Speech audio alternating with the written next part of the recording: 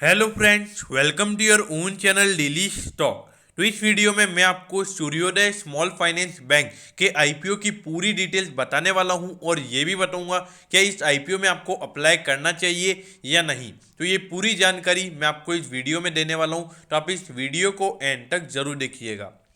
और दोस्तों, अगर आपको रोज इसी तरीके की अपडेट चाहिए तो आप प्लीज़ हमारे चैनल को जरूर सब्सक्राइब कर दीजिएगा, क्योंकि आपको रोज ये सारी अपडेट हमारे चैनल के ऊपर मिलने वाली है। तो चलिए शुरू करते हैं। देखिए, सबसे पहले ये जो सूर्योदय स्मॉल फाइनेंस बैंक है, ये 2008 में इनकॉर्पोरेट हुई थी। मतलब 12 से 13 साल इस बैंक को हो गए हैं।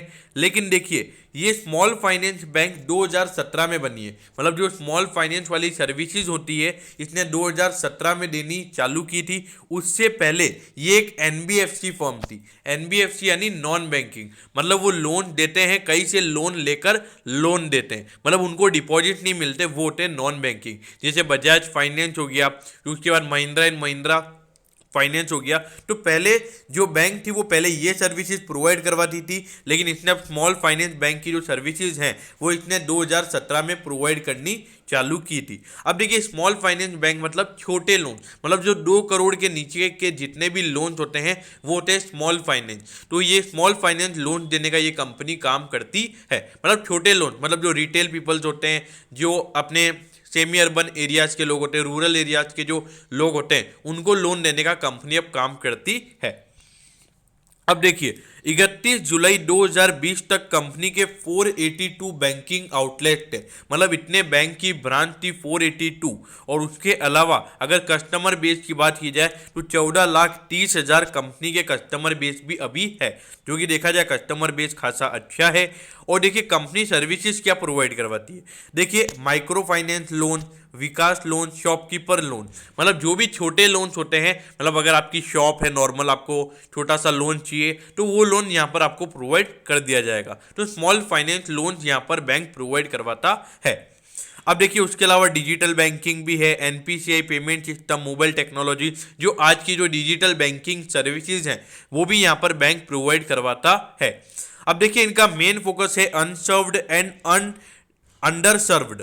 ये इनका मेन फोकस है। मतलब इनका मेन फोकस ये है कि जहाँ जहाँ पे जो मेन बैंक्स होती है वो अगर लोन नहीं प्रोवाइड करवा पाते हैं तो ये वहाँ पर जाकर लोन प्रोवाइड करवाते हैं। मतलब इनका मेन जो इनकी ब्रांचेज होती है वो अधिकतर वहीं पे खुलती है जहाँ पे मतलब बैंक नहीं होते हैं, जैसे कि रूरल एरियाज होगी, जहाँ पे आज के ज़माने में बहुत सारे बैंक की अभी भी कमी है, तो लोग अपना पैसा की डिपॉजिट नहीं करवा पाते। तो इसीलिए अधिकतर इनकी जो सर्विसेज हैं वो वहीं पे प्रोवाइड करवाते हैं ये। अब इनका एसेट पोर्टफोलियो भी एकदम डाइवर्सिफाइड है। मतलब रिटेल वाले पीपल्स को एकदम अच्छा, मतलब फिक्स डिपॉजिट, रिकरिंग डिपॉजिट, ऐसे प्लान भी इनके यहाँ पर है। अब देखिए, यहाँ पर ये कंपनी आईपीओ लेकर क्यों आई है, मतलब बैंक आईपीओ लेकर क्यों आया है। देखिए, जो कंपनी की जो जो आने वाले समय में जो फ्यूचर की कैपिटल रिक्वायरमेंट्स होगी उसको फुलफिल कर सके, इसीलिए यहाँ पर ये बैंक आईपीओ लेकर आया है। अब देखिए, पहली बात, जो सूर्योदय स्मॉल फाइनेंस बैंक एक बैंक है, तो मेरे ख्याल से तो यहाँ पर ये अपने और बैंक के नए ब्रांचेस खोलने में ही इस पैसे को यूज करेंगे। अब देखिए, इस कंपनी के फाइनेंशियल, कंपनी की प्रॉफिटेबिलिटी आपको पता होनी बहुत जरूरी है। देखिए, कंपनी के मैं अगर रेवेन्यूज की बात करूं तो देखिए 18, 19, 20 तीनों साल कंपनी ने अच्छा परफॉर्म किया है। मतलब कंसिस्टेंटली अगर आप देखोगे तो कंसिस्टेंटली कंपनी के जो रेवेन्यूज हैं उसमें एक अच्छा खासा ग्रोथ देखने को मिला है। अगर इस बार भी अगर आप 9 महीने की बात करोगे तो 689.3 करोड़ का यहाँ पर कंपनी का रेवेन्यू है। अगर इसको ईयरली बेसिस पर अगर आप करते हो तो लगभग 920 करोड़ का कंपनी का रेवेन्यू होता है। मतलब पिछले साल के मुकाबले 8 से 9% का ग्रोथ आपको कंपनी के रेवेन्यू में देखने को मिल सकता है। मतलब मैं ईयरली बेसिस पर बात कर रहा हूँ। अब देखिए, इस बार अगर मैं बात करूं तो इसके जो एक्सपेंस है वो इस बार थोड़े से ज़्यादा है, जिसकी वजह से इसकी जो प्रॉफिटेबिलिटी है वो यहाँ पर आपको कम होती हुई नजर आई है। लेकिन देखिए, एक्सपेंसेस अभी जैसा कि थोड़े कंपनी धीरे धीरे नई ब्रांचेस खोल रही है तो उसके अंदर कंपनी को खर्चा हो रहा है, तो उसकी वजह से यहाँ पर ही आपको एक्सपेंस ज़्यादा नजर आ रहा है। लेकिन अगर आप पिछले 3 साल का कंपनी का परफॉर्मेंस देखोगे एकदम टॉप क्लास है, हर साल अच्छी खासी ग्रोथ देखने को मिली है। लेकिन इस बार का मेरे ख्याल से आपको थोड़ा सा इस बार इग्नोर करना चाहिए, क्योंकि देखिए शुरुआत के 3 महीने अप्रैल से लेके जून तक कंपनी का खर्चा भी थोड़ा ज़्यादा हुआ था। एक स्मॉल फाइनेंस बैंक है, तो अभी लॉकडाउन की वजह से स्मॉल फाइनेंस बैंक को थोड़ी सी दिक्कतें हुई थी, तो इसलिए मेरे ख्याल से ये थोड़ा सा आपको इग्नोर करना चाहिए। बाकी अगर आप देखिए 18, 19, 20 तीनों साल का कंपनी का मतलब बैंक का जो रिकॉर्ड है वो एकदम बढ़िया है। अब देखिए यहाँ पर प्रमोटर्स कौन कौन है, मतलब अपनी कंपनी का स्टेक कौन बेच रहा है। इसमें देखिए फर्स्ट है भास्कर बाबू रामचंद्रन, फिर दूसरे पे है सुरेंद्र पाई, सेकंड पे है PS जगदीश और फोर्थ पे है GV अलंकारा। अब देखिए ये तो हो गई सूर्योदय स्मॉल फाइनेंस बैंक की पूरी डिटेल फंडामेंटल। अब इसके IPO के बारे में जान लेते हैं। देखिए ये 17 मार्च को चालू हो जाएगा और 19 मार्च को बंद हो जाएगा। देखिए 17 मार्च को 3 IPO खुल रहे हैं, एक नजारा टेक्नोलॉजीज और है और एक अपना कल्याण ज्वेलर। तो 17 मार्च को 3 IPO खुल रहे हैं। एट दी एंड में आपको बताऊंगा कि किस में आपको मेन लगाना है या नहीं लगाना है। अब देखिए 10 इसकी एक फेस वैल्यू की अगर देखा जाए तो 10 रुपये एक शेयर की फेस वैल्यू है। अगर प्राइस बैंड की बात की जाए तो 303 से 305 का यहाँ पर प्राइस बैंड है। मतलब अगर आप रिटेल इन्वेस्टर की कैटेगरी में डालोगे तो आप 305 रुपये एक शेयर का प्राइस मानकर चलें, और जिसके अंदर 49 शेयर्स का लॉट है। और अगर इशू साइज की बात की जाए तो यहाँ पर जो IPO है वो 582.34 करोड़ का है, जिसमें से फ्रेश इशू है 248.58 करोड़ का। मतलब ये जो पूरा पैसा है फ्रेश इशू वाला, ये पूरा बैंक अपने ग्रोथ में लगेगी, अपने नए ब्रांचेस खोलेगी, अपनी जितनी भी कैपिटल रिक्वायरमेंट है उसको फुलफिल करेगी। अगर यहाँ पर OFH की बात की जाए, मतलब जो प्रमोटर्स हैं जो अपना स्टेक बेच रहे हैं, तो ये पूरा पैसा उनकी जेब में जाएगा और ये जाएगा 333.76 करोड़।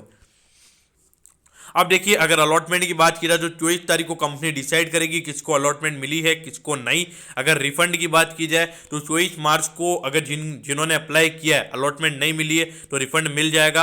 अगर अलॉटमेंट मिली है तो 25 तारीख को आपके डीमैट अकाउंट में शेयर आ जाएंगे और 30 तारीख को इसकी लिस्टिंग हो जाएगी। मतलब 29 तारीख की होली है तो होली के जस्ट अगले दिन इसमें कामकाज होना चालू हो जाएगा।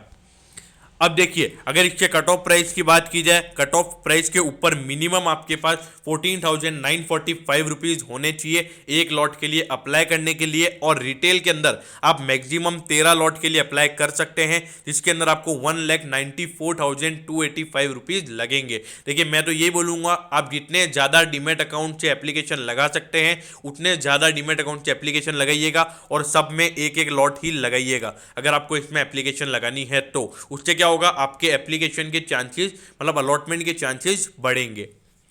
अब देखिए इसका मेन, इसकी अगर हम वैल्यूएशन की बात करें, एक वैल्यूएशन एक मेन है।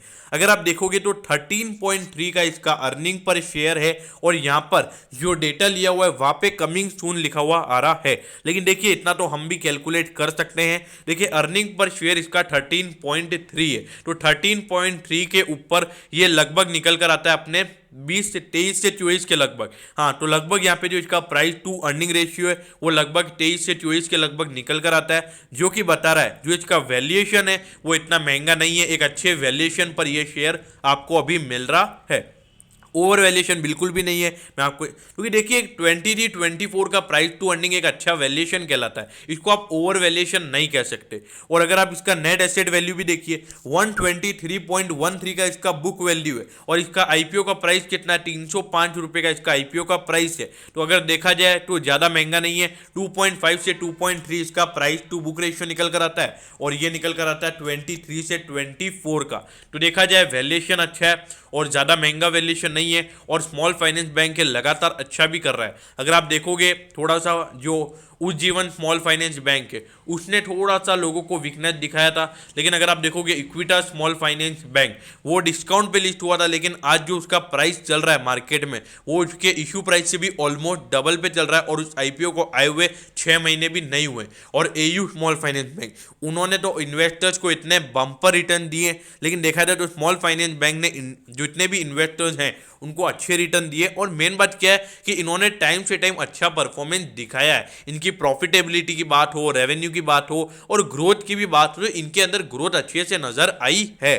तो इसीलिए मैं यही बोलूंगा कि यहाँ पर अगर लिस्टिंग गेन की बात की जाए तो मेरे ख्याल से यहाँ पर ये ओवरऑल अच्छा खासा इसमें आपको अच्छा खासा सब्सक्रिप्शन देखने को मिलेगा।